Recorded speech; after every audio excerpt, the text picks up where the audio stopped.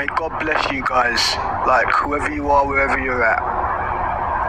Now, I want to tell the truth. It's an uncomfortable truth. It would be uncomfortable for some, as it would be uncomfortable for me. But it's about like the truth of what I've been through, like especially during the last like 4 years of my life.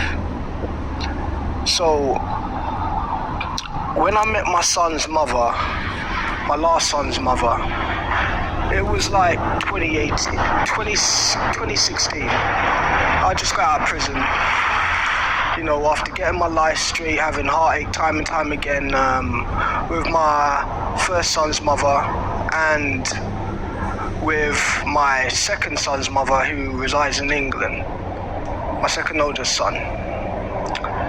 Now, prior to that, my life had been full of ups and downs, but I always kept God with me. I was born in 1985, down in Lee County, in Lee Memorial Hospital, which is in Florida.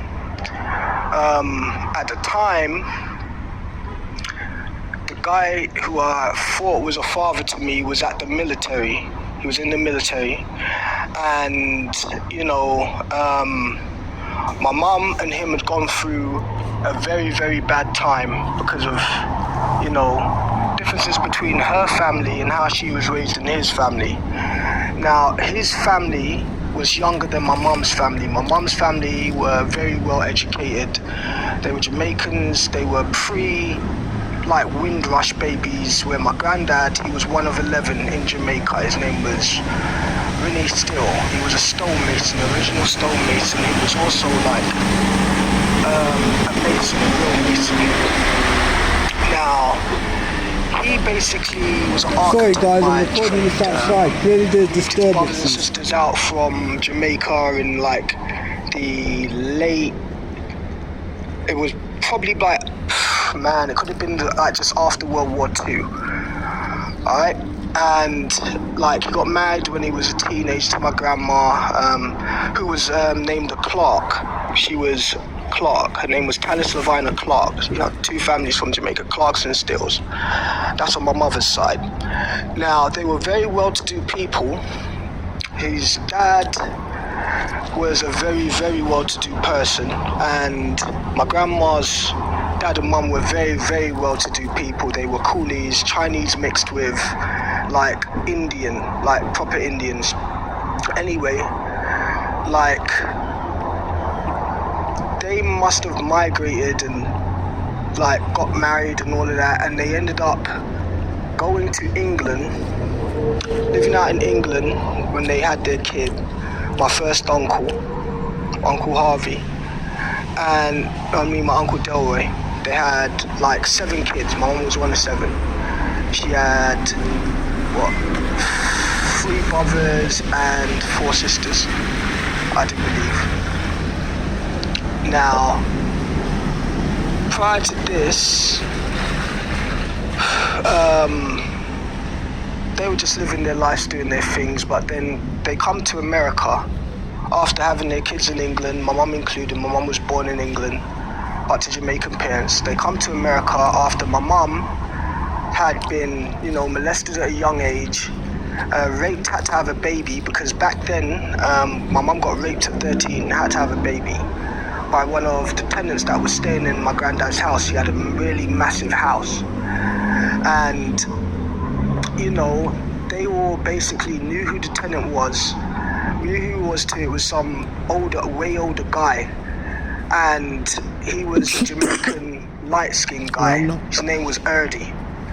And he basically ended up going crazy and dying later on, but that's a different story. My mum was raped, and because back then, in like 70s, with a child having a kid, it was seen as being very taboo and very, you know, like, that's not what you do. You either have the kid, give it away. It was seen as a disgrace, like in the, like, mid-70s for a 13-year-old to be having a baby out of wedlock. So anyway, she kept the baby, who was my sister that died in 1993, under very weird circumstances, might I add. And the point is, like, they moved to America after my mum had to flee for her life to Jamaica because the guy was trying to kill her as well. She got crushed up glass put in her food, survived.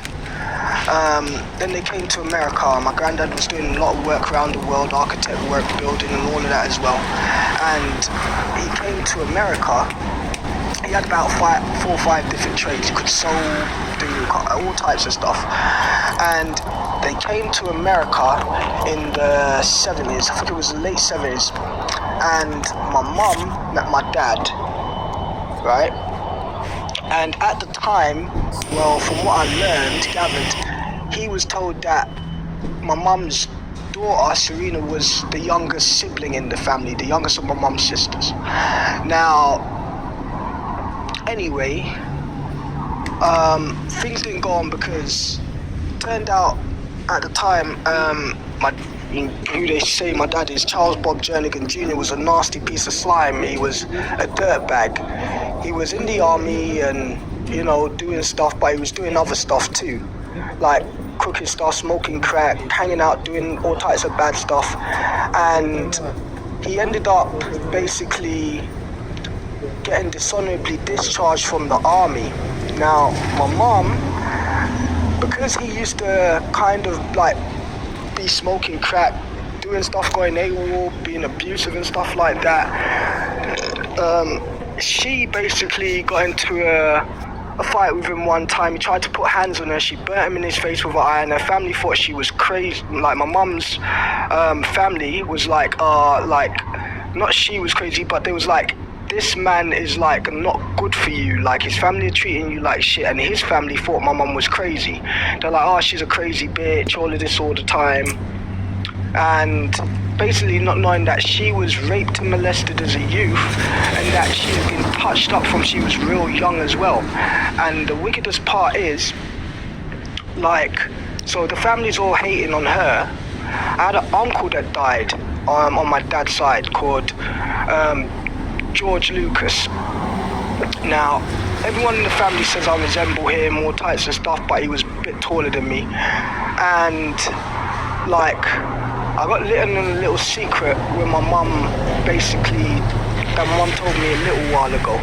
Now, I'll go back to that, but this is going to be basically a long story because it's a chapter about my life. Anyway, I was born in 85, so was my sister, who still resides in England. She doesn't talk to my dad as well. She thinks she's a basically complete scumbag. Anyway, we basically were living out there. We were trained differently, taught differently. It was a different time. I was very biblical setup. I had basically, like, I was a different child. I was born with, like, if anyone knows about it, being an empath, but a different type of empath. I could think, feel, and like just know stuff. I could see spiritual enemy, spiritual dangers, enemies, ghosts, wraiths, all types of stuff, if you will.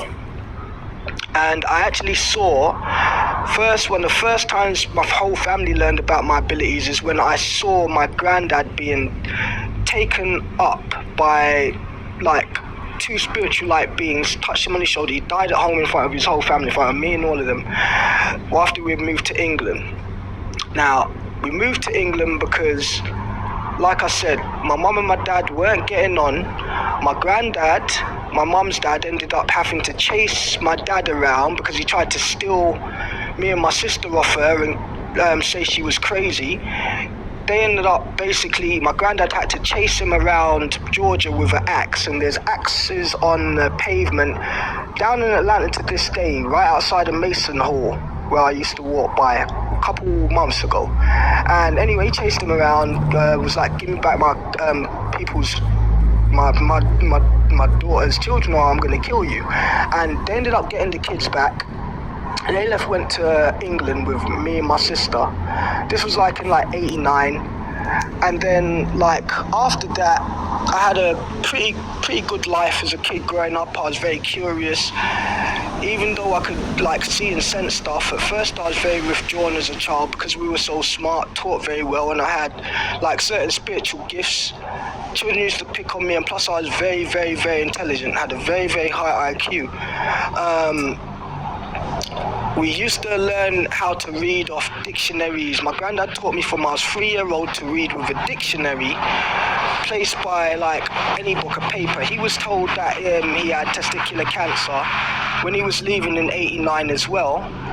They went to England and basically told him he had 6 months to live out here. He had to sell off a bunch load of properties he had in America as well, fly his whole family back to England. All his kids that were out at the time, had an aunt out here too who got married to another soldier that still lives down in Florida, whose family were like properly South American. His name was Anthony Arnold. Now, basically, we've moved out there, been doing what we were doing as kids. Grew up, my granddad taught me how to read. By the time it was time to go to school at age like 4 or 5, we were so smart, the teachers had to hold us back a year because they were scared of us, the questions we'd ask and all of that, but we'd always get A+. And then we did go to school. I ended up being one of the youngest in my class. And we had lots of teachers. We lived in a like affluent, like Jewish area. My mum used to sew for them because she was a seamstress by trade. We basically grew up around Indians, Jews, like proper Orthodox Jews with the little ringlets, the hats. And one of our teachers, Miss Cross, was a Jew. One of our teachers, Mr. John, was from Trinidad. He used to play the guitar. The school was called Homely Primary School. It was in England, like Dunsmuir Road, South East London. Anyway, we went to school, high grades, all of that. And then my sister died, and like there was a lot of stuff surrounding it. Apparently she got killed by her best friends, moved out the house, and it was just a like really hard time for me. But from before then I'd been seeing spiritual energies around the house, went to doctors, all types of stuff. My family found out that it was true. I could see spiritual energies around the house, haunted house, all of that type of stuff. My grandma was very heavily involved in the church, and so was my granddad. And like the funny thing is, I've grown up and I left home because basically I just felt the pressure of it, arguing with mum and over my sister's death and feeling guilt for my sister's death. I felt like I was the reason my sister died, you know. And the hardest part is my mum actually in a fit of rage said, well, if I didn't basically always tell her my sister, she would have been here, because she moved her out the house because my sister was doing stuff that she weren't supposed to do, and I told on her. She to tell my mum that she was doing stuff after school with boys and stuff like that. So my mum sent her out the house, and like I didn't know how that would impact my life. We were arguing at the time, me and my sister, and she said like she hated me, and I said, well, I wish I never saw you again. I was 8 and she moved out and I didn't see her again. She died a year later, killed by her best friends, pregnant with a baby, all of that type of stuff, and it basically sent my mum into a fit of rage. She almost like lost her mind. Can remember a lot of stuff going on, and I remember just thinking, oh, this must be my fault. I have to get out of the house. Started leaving home, going to school, stealing stuff. At the time it was like the mid-90s. I was stealing like cell phones, all of that type of stuff, selling them. But I'd always keep God with me, and the money I'd take I'd give to my mum and people around me that looked after me to help them out. And I'd always keep up my studies. You know, my studies not only with like God, the Bible, but with everything I loved in life, like history, science, math, biology, all of that, algebra, like everything. But you know, I started smoking weed, and just to put my mind at ease, but I'd still always keep studying, eating good, eating healthy. And fast forward, we came back to the country like late 2000s, because I was getting into too much trouble out there. They were like, my mum was like, well, I want to take you back to America. Plus she started talking to my dad again. She decided to give him another chance. And well, the guy's got the same name as me, Charles Bob Jernigan Jr. So we came back to this country, and he was still in prison, but he was about to get out. and he got out, and like he was introduced to us, but before then my mum had been at his family house and gone through a lot of stuff. Like, so we were there for like a couple weeks, then we moved out. Must have went and saw maybe one movie at the theatre. I'll never forget, it was The One. Jet Li and I'd love watching Kung Fu my whole life. Grew up like watching Kung Fu's, all of that, box, all of that from over in England. Like sports, Man United was my favourite team, Manchester United from when I was 5 years old. Like I did a lot of stuff out there. And anyway, I've come out here basically feeling like a grown-up, but I was like about 14. And like they didn't understand that, my family at the time. They didn't understand that. They probably thought I was unruly, disrespectful, but I wasn't. I was like raised to respect my elders, all of that, but just to question people who looked at my mum, my family that I was around a funny way. I was very, very loyal, and I'd always tell the truth, speak my mind, because my mum taught me to. Now, anyway, my mum ended up basically, you know, like we're on a float, and I guess everything just got to her, and she must have like just started tripping on people down in Florida. So we understood, but people didn't understand, and they put her. She got sent to jail. She told the judge to kiss her ass, got sent to jail, and she had to go through like stuff to get us back. We got put in foster home for a while. She got us back, and then he got out, and she gave him another chance, and he basically was at the house for a couple of weeks, childhood Jernigan Jr. But certain stuff started happening that was weird. I was out of school at the time, was working for like a couple of places. He came out, went with me, I signed up, I was working at Labour Force down in Florida. This was down in Port Charlotte. I'd gone to Charlotte High for a while and Port Charlotte High for a while. This was back in like early 2000s, really early 2000, from 2001, like 2 times. And I ended up staying with a Jamaican family out here called the Whites. But first, before I was at the Whites, I was with another family for a little while, because I had to fly back to England, and they were called, her name was, I think it was the Materies. Her name was Janet Materi. As while my mum was in prison, we didn't stay in this country. We flew back to England after staying with Janet Material's family. She was white. She lived in Port Charlotte. She was a very, very nice lady. I'll never forget her. And she asked me if I wanted to stay. I said, oh, no, I want to get back and go see about my grandma and my family. It's not because I didn't want to stay. She was a nice lady, but my loyalty was towards my family, because I knew what was going on. And basically, we left, came back, got fostered again, like within a 6-month period. And I was staying with these people called the Whites. Now, flew back with my grandma, and we were staying at a house in Port Charlotte as well. And basically, yeah, like I said, he came out of prison, and basically wasn't even there for a year. Started basically just trying to like be like, oh no, you have to do this, you have to do that, I don't like the way you're living. And I was like, well, you can't really talk to me like that. I've got my friends are very productive, like teenage people. They were literally dropping my mum to work and from work, and he wasn't doing nothing but like laying around the house like a bum, and like expecting me, who was working with Labour Force at the time, to do different jobs and just listen to him. And I was like, bruv, you're not even looking after my mum properly. We're like, what's going on? And then an incident happened in the house one day when my sister must have got out of the shower, was in her room changing, and he must have gone in her room and broke a stereo that my mum brought for her. My mum was working at a dry cleaners at the time, doing upholsteries and making clothes and doing other stuff.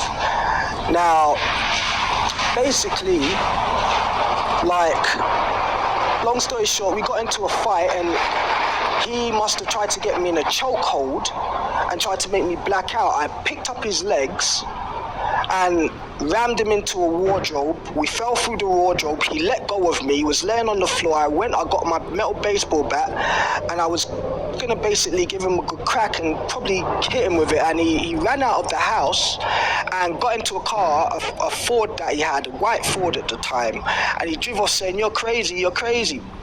So he's driven off, right? And my mum she basically was like, okay, she called the police because like he came back, was in and out of the house, and basically had me and my sister forced to stay in the streets for a while because he was trying to trick her, like, oh no, they were lying on me, whatever. She's like, no, they weren't.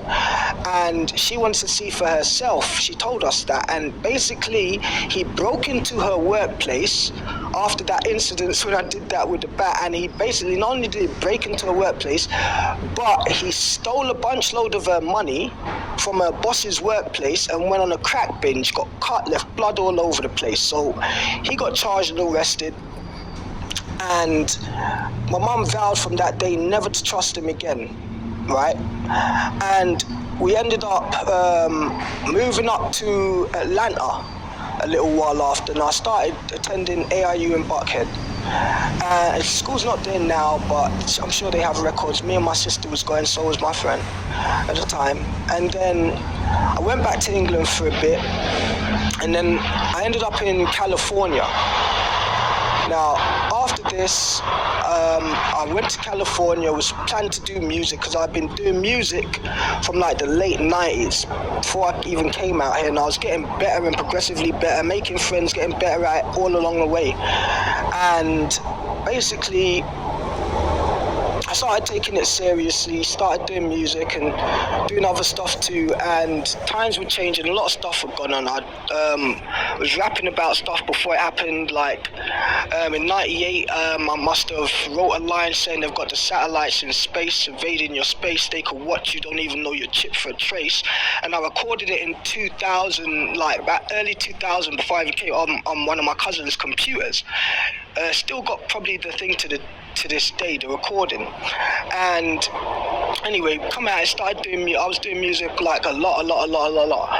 And I went to LA, ended up getting locked up.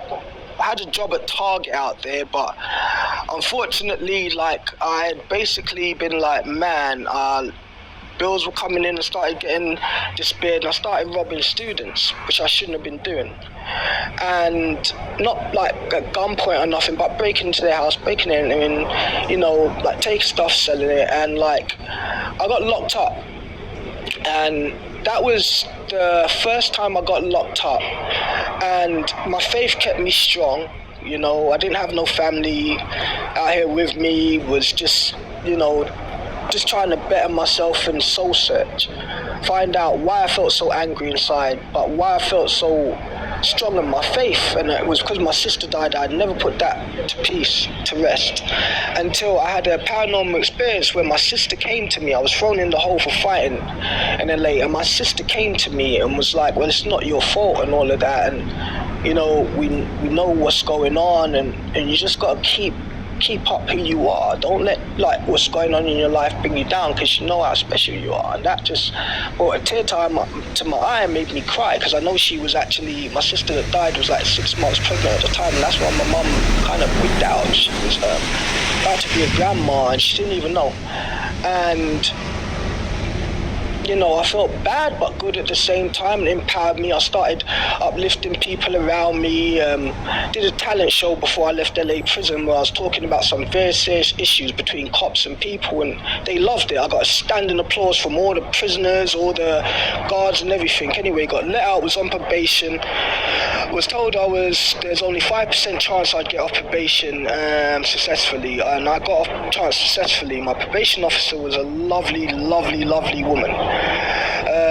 And I got to talk to my family and everything, got in touch with who became my first son's mum.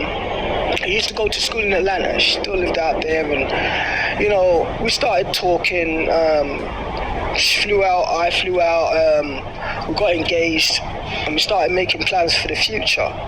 We flew to England, and unfortunately when we flew out there we got separated. Stuff happened with my mum. I chose to stay out there, help see if my mum was okay, and she chose to come back. And I don't think she understood what was going on. I did. My mum, she had like gone through a premonition where she thought her mum had died. Now I went up to the hospital and I saw my grandma, and she was very, very sick, but she remembered me. She had Alzheimer's, and the nurses and all that were in shock. So was my mum. And I've spoke to my grandma. She remembered me, and she's like, you know what you're supposed to do, but you're very special. And it doesn't matter that you've been to prison in California. Don't ever let anyone tear you down, because you've got one of the most specialist hearts that there is. And it literally made me cry, because she remembered me, and like I was like, okay. And basically she was like, keep your faith, keep the Lord close with you. And I was like, I will. And I left. Looked after my mum, but didn't come back for my first son's birth. And it hurt. We lost contact with my first son's mum, and then I got with my second son's mum. He was still out in England, and she was from England. But all this time I'm seeing stuff going on. That's the first actual time I had encounters with, like, basically terrestrial ships in the sky. Now, I seen like this ship with my naked eye that looked kind of like Pegasus, just appeared in the light and was dotting around like a skyline view height, but at very high speeds, which means if you look up at the sky and you look from like your eye distance, you can see a plane traveling. It's supposed to be traveling at 500 plus miles an hour, and it goes across the sky kind of slow. But I saw a light orb that was zipping around basically simultaneously across the night sky. So I started talking to people about it the next day. They said, yeah, we saw it. It was on the news. Like, I was like, wow, I saw it just hovering around like in the sky above where I was. And then like had other experiences where heard humming noise, deep humming noise down in my aunt's in White Horse Road, and basically a alarm went off, set off all the cars in the neighborhood, even bust out some of their windows, but we couldn't see what it was, and the clouds just went really, really grey, and people were coming out the house like, oh my gosh, the house was shaking, and we were like, and I was like, I think I know what's going on, because I could see one of the crafts before, but I was like, this is different though. And me and my cousins were talking about it and all of that, because we were right there. Went inside the house like, what the fuck was that? It lasted for about a minute. And anyway, we've gone in the house, talking about it, and anyway, I've gone through my life, been living my life, and then I got separated or broke up with my second son's mum. You know, she was a beautiful girl. She was just very paranoid, very, very, very paranoid, because she knew how special I was. Paranoid of other girls, even her sisters, even the relationship I had with my son at the time. So, alright, we broke up, went to prison again, felt depressed, went out, robbed some guy, was dealing and all of that, and I got myself in a mess. I got in a lot of trouble. Went to prison, and then started like being like, alright, I'm gonna get some more degrees and just live my life. Got some more degrees while I was in prison, cleaning, working, all of that. But my family, I got a call that my grandma died and that my uncle passed. I didn't get to go to my grandma's death, but my uncle's death, by that time I'd saved the officer's life in prison and saved the inmate from killing him at the same time, because I knew the inmate and I knew the officer. I was very popular. It was in Brixton Prison in London. It's called HMP Brixton. And they agreed after that, because they were saying I was a flight risk. Follow White Interpol said my passport was chipped. They said you can't get out because you might leave the country, you're flight risk, you came over with a felony, so we're not going to risk it. But because I saved the officer's life, and people were literally changing around me on the whole wing and within the prison, they knew about me. They were like, wow, they had a radio station and all that too, and they wanted me to go and do stuff up there, but I didn't get a chance to. I was working as a peer mentor with RAP, to drug and rehabilitation place, and I had to sit down and listen to prisoners talk about doing some of the most disgusting stuff. There was people talking about drugging and raping people just to try and get time off their time, drugging and raping men talking about drugging and raping other men, all types of stuff, and I'd have to sit there with a pen clip and all of that and suggest them going to drug and alcohol or doing stuff like that, and just listen to their stories, because some of them would be like, we want to kill ourselves, get time, all of that. And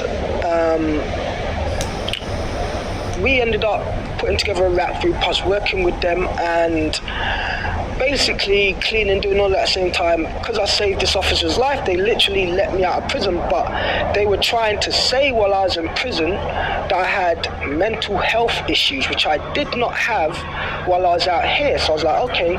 So when I got out, I got my name cleared, and I got with my second son's mum, apparently, when they cleared my name, and she was there to witness it. I got my papers and everything, and funny enough, I got my name cleared by looking out for my mum, because something had happened where someone was trying to get her put back in hospital, and I was like, no, I'm not having it, no way, something's weird about this. My mum used to look after my kid. I was working, making a bit of money.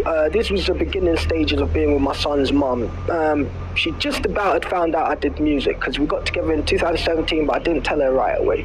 Kept a lot of stuff secret from her. We were talking online for a while, and I told her a lot of my deepest secrets, a lot of my vulnerabilities, and she believed me, and that's why I chose her.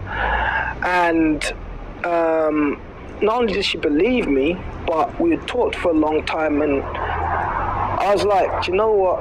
I'm sure she's like a nice person. At the same time I was helping out my mum, I was like, I'm definitely sure she's cool. And we met up, fell head over heels, we're cool, and it's like we got inseparable right away. But then I started noticing stuff about her, like, once I was getting deeper around her because of my natural abilities, I noticed she was very withdrawn and very quiet. When you talk about certain stuff, she was very headstrong, beautiful woman. But she was very withdrawn when I talked to her about stuff, and I was talking to her one night on a couch, and she told me about something that happened. I found out that something had happened in her family where she was young, and there was a time in a period that she doesn't even remember to speak about, but I had a like dream, premonition, vision from the Most High that she had been like molested as a kid, as a child. And she must have been probably about only 3 at the time, and she can't remember it properly. And I literally saw what happened to her, because her mum used to get beat up by a man she was with after she got away from her dad. Now, her mum was from the islands, but Indian tracing her as well, and she was with her dad first and had her, and then went off with another guy and had 2 other children, 2 boys, which were her like younger brothers. But the guy was a piece of shit, and he used to like beat the hell out of her mum, all types of stuff. And ironically, something happened to her where her mum gave her to her dad and had to flee the country, and she was raised with her dad, who was a very, very good man, tried his best, raised her up, you know, he did his best, got remarried, but he was like, I don't know, he was a very good role model to her in my view. He was strict in that, but you know, daughters and their fathers, and he loved her a lot too. And anyway, I was talking to her, and I just got that vision, and she actually cried. I saw a tear shed from my eye, and I was like, you know what? I know what's happened to her. I'm always going to hold her down, because I knew what happened to my mum. And I always tell her, you're a lot, kind of, that's what I like you as well. You kind of remind me of my mum. She'd met my mum and stuff, and she helped me out a lot with the situation with my mum. At the time we were building our like a music label up. I decided to be like, well, I do music, and when I rap for her, she's like, wow, you're really, really good. But I was used to people saying that. I just wanted to see how she was. Whether she was in me because would want to be me because I rap really good, had talents or what. So I didn't tell her to later on, but when I did, she was like, no, you're really, really good. So I was like, okay. So I was working, rapping, doing whatever at the same time, and then she's like, well, maybe you should like just focus more on your rapping. So I was like, all right. And we were in a position, she was working, good job down in central London, which I went with her. She got her job, very good job. She was an accountant, and like, it's just like time flies. We had 2 beautiful children. We're putting out music, and then COVID hit, and we were putting out, I was specifically a message against the vaccine, sharing a lot of information, doing it musically as well, but talking about my actual personal life, you know, and because I'd have jobs on and off since I was about 13 years old. I had I'm not talking about crooked jobs, I'm talking about proper jobs as well. I had been just getting ready to start my new business, span my new business. I came out with an album called Pandemic First Wave, dropped it through a partnership record label deal. But I'd recorded a lot of music, and then I was looking at the riots and everything that was going on, and I was trying to tell people, well, don't worry about it, by doing it in a different way, like online, talking about issues that were going on in my music, but at the same time getting on posts telling brothers, calm down, do not do nothing, don't be out there wrecking your towns, don't be doing none of that stuff, do you know what I'm saying? And I built up quite a following online, had lots of people I knew on Facebook worldwide, lots of people I knew on all of the lines. Brought her an iPhone, it broke. I had at the time switched from an LG to a Samsung I had brought, and it was just beautiful, man. We were living life, having fun with our brand new kids, and then she was like, well, you know, you should get in touch with your dad. So I was like, oh man. She's like, well, you made me get in touch with my mom, you should get in touch with our dad. But I was trying to find out more about her, because she had dreams and stuff with, she said that she felt like something was pinned there to the bed. I instantly knew what that was when I was away from the house, because I had an eerie feeling like a poltergeist had tried to pin her to a bed or something. We moved into a new house, and usually I used to try to bless our houses before we moved in. I didn't bless the house before we moved in, or moved out and moved into the next house. And I started having a weird dream too. I remember a dream where I was laid on a bed. I woke up with people around me with hoods on their head, kind of like the ones that they were kind of deep blood red hoods, couldn't see their faces, but they had these marks on their arms. I'll never forget, it was an A upside down in a circle, and there's 7 of them chanting around me, and then I just woke up. Wasn't pissed or nothing, I just woke up. And anyway, I started, funny enough, getting hits from a lot of Masons and all of that, real Masons offering me deals, music deals. I was like, didn't take any of them, but these one people are basically like, all right, I'll join you guys, but I tricked him. I was like, no way am I going to join. So anyway, after that, I was getting deep into my family, posting stuff, went to move out here, but I flew out here first in 2019, was out here for a little while, staying with Charles Bob Jernigan in Patterson, Georgia. And after talking to him for a year, I was thinking, all right, he started just about sharing my stuff online. But I always was a person who was strong in my convictions. And at that time, I'd voted for Trump, and I liked Trump. He got my vote, even though I wasn't in the country, because I liked him. I've always liked Trump, never thought he was a racist, seen what he did with the native Indians and all of that, and the knowledge he was trying to spread, and I was like, he's actually telling the truth, because I'd studied real deep history. So anyway, I was supporting him, and then little did I know that at the time, Charles Bob Jernigan Jr. was a Biden supporter. Anyway, he started putting my stuff up online. I've come out here just normal, and he'd be like, why are you always outside looking at the stars? You got to come in, it's weird. But he didn't know what type of person I was. I'd be praying, looking at the stars, communicating with the creator of all things at the most high at the same time. And I wasn't even high, I was just out there just doing what I do. I've been doing it since a child. Light and day, in the night I'd look directly at the sun with my normal eyes. In the day, I'd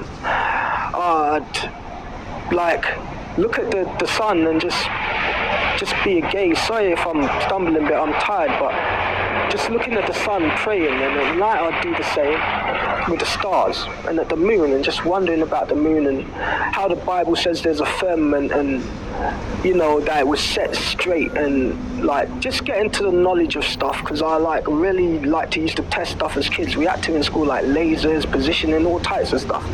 So I basically was like, all right, anyway, didn't tell him nowhere near none of the knowledge I had or how I was raised. And like, anyway, I must have left. So I was only out here briefly from like just after the birth of my last child. It was a little baby girl called Naraya. I named both my two last children, and I basically I just was like, well, I gotta go home. Right before Christmas, I flew back, and I flew back. Was getting ready to come over because I was like, do you know what? I'm gonna move back home. Do you want to come? She was like, well, yeah. She had just got a divorce and settled down, just lost her son, so she was upset about that. And I was like, well, I hope you're getting back. You got shared custody and all of that, so he'll be all right. And we moved out here, but there was a delay. We moved right during COVID. I got in the country, she didn't. And I thought there was something strange about that. Now, while I was in the country and she was being delayed, me and my dad got into an argument. He was just slimy. He kept trying to get me to cheat with this girl called Brittany. I didn't till basically one time. She was a nice girl. She was on drugs and all of that, but he was talking about her like she was a local neighborhood prostitute and saying, yeah, you could hit that. We've got a girl for you already. All this. And I'm like, what? Whatever. And basically, this went on for months until I basically seen him do something to my son that pissed me off. He hit my son in his head with a lighter, and it was in front of one of his friends too. And family were there at the time too, but they're in a different room. He hit my son in the head with a lighter. My son started crying, and then when I was looking up, my son must have been come to me and was crying, and I hugged him and I was like, you alright? And I looked at him, I gave him a look like, what are you doing? And he'd been like, no, I'm sorry. And then he called him back over. Actually, I didn't give him a hug and then pushed him down. I was like, nah, you're trying to basically be too hard with my son. What the fuck are you doing? I got up in his face about it. I was literally going to knock him out clean. And he's like, no, I didn't mean it, but he's a cruel guy because of how he grew up. But I was like, don't do that, because I'm actually crueler than you, but I'm just kind. Like, I could seriously rip you to pieces. That is my child. Don't do that. Don't abuse children in front of me, because I hated that since I was a kid. I've hated bullies, people that abuse children, abuse vulnerable people, all of that. Doesn't matter what color they are. I grew up saving kids' lives in school, like pushing them out of roads from cars, getting certificates from my school and all of that, like in England, all types of stuff, from saving guys in prison, everything. So I was like, don't do that. And I don't think he understood because the way he was raised. And anyway, we ended up getting into an argument because I came back like a couple months later. This was like, I got a job at Burger King, was working there, and I must have came back, and he called me at work. He was like, oh yeah, your son shit himself. I came back, my son was like butt naked. He had a big old cut on his shoulder with the bruises still there to this day. So I've questioned him about like, what did you do to my son? Because my son was like, I didn't do nothing. My grandma was in hospital at the time, so I started barking on him like, what the fuck did you do? He's like, nah, I don't want to fix it. Get out of my house. So I was like, all right, cool. Like, fuck you. I took my son, right? And I was like, what? So I can't stay outside. He's like, no, I want you gone. So I was like, all right, cool. I must have picked up my son and walked round to Brittany's house. Now, Brittany was the girl he was talking about and saying he got a girl for me. I was like, whatever, because she had come and seen me a couple times before, and she was like a very, very, very, very, very, very, very spiritual girl too, in a way, even though she was on crack. It's weird. And while I was outside his house, I just sensed a lot of negative energy around the back of his house towards his room. He had a dog there that died. He had a guy that gave him 2 dogs. His dog kept dying, and I saw shadows like flashing around from his room side to like where she lived. And when I went around her house, she was outside her house reading the Bible, like she was doing a protection all around her house. And she must have been like startled by me, but been like, yeah, you can stay. Like, what's going on? And I told her, and that's when she broke down and told me that basically he had tried to have sex with her, my dad, and all this type of stuff. So I'm like, wow. So she's like, yeah, he basically was giving her money to have sex with her. And I'm like, are you serious? Like, he's young enough, you're young enough to be like his fucking like daughter. or even if he had a kid early enough, maybe his fucking granddaughter. That's disgusting. And like, she's telling me all of this, and she's on cocaine, and like, I managed to get her clean from cocaine just by staying in the house with her, keeping her hydrated, keeping people, bad influences away from her, all that type of stuff. Like, and just giving her a chance to clean up her life, because I could see she was guilty about her life, wanted to be more stuff, and I'd encourage her every day. She saw what was going on with the country too. And like, basically,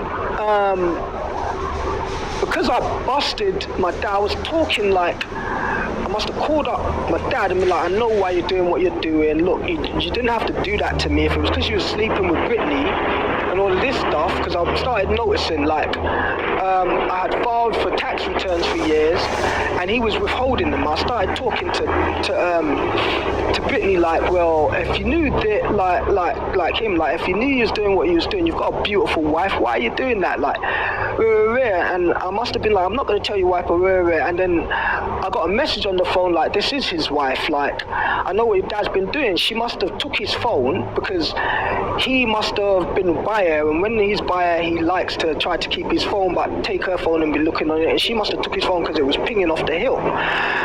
Like, that means vibrating, ringing, whatever that, because he's just trying to say, go away, you're crazy. And I was like, no, I'm not, come on, like, you know what's going on, bruv, like, you know what I'm saying? And she took his phone and she found out the truth. Now, despite that, I got my money, moved. My girl, she got in, but I knew something was weird with her because of how she was delayed. Little did I know that she was afraid and had taken the jab and bribed into taking the jab. Probably they're saying she can't come in the country if she ain't got one. And she took it and came in. Then next thing I know, we get up there. I've got my children with me.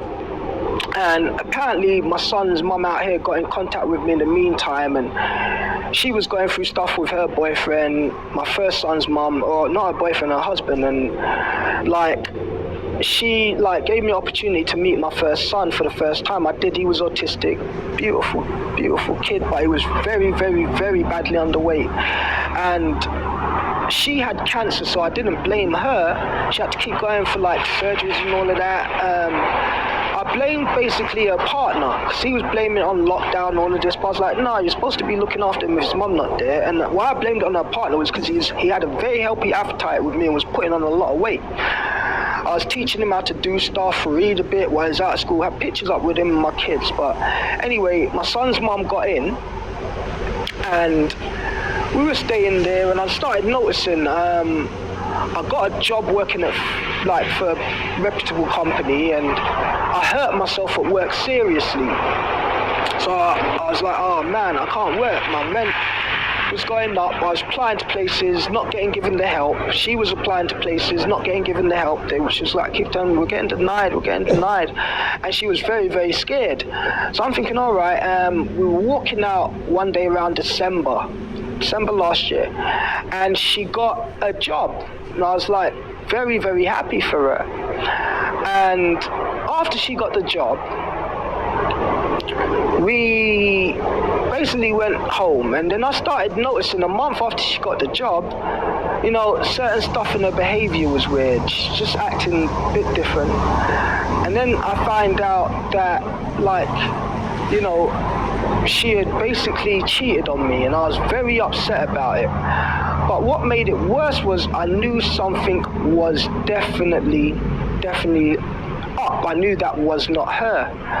And like, funny thing is, tonight I get something with, she didn't know the whole time that she was being able to be watched on her phone, but I had known since England, since before I was with her, that people were watching me from my phone and that I could be watched through a phone. So anyway, she had no idea that she was being watched through her phone, and she must have went out to a gas station with a guy, came back with m.r.n.a one night, and her pants were ripped. So I was like, well, something's going on. What happened to your pants? And she's like trying to play it off or whatever, but I knew something was up. And she didn't know how I knew, but I knew because she was being watched through her phone, because I knew I was being watched through my phone, and I was thinking they're definitely watching her through her phone, because they've been watching me from my phone for like a long time, even probably from before I was with her. And the worst part is, like, she had no idea that I knew what was going on. I always support her because she's the mom of my kids. She's gotten herself into trouble. And then next thing you know, my dad appeared at my house trying to act like he was saving the day, but because I had put down my signature as Charles Bob Jernigan, like instead of putting my full name, which is Charles Bob Jernigan III, he also uses Charles Bob Jernigan or Charles Bob Jernigan Jr. in his name. Now, I've not used that, so since I was using Charles Bob Jernigan, I was like, I can't use that because he came round to my house one incident, threatened to break into my house when I was going through stuff. And I literally got put in prison and I was so upset about it. But before then I got put in prison Memorial's Day because of the argument I went through with my son's mum, you know.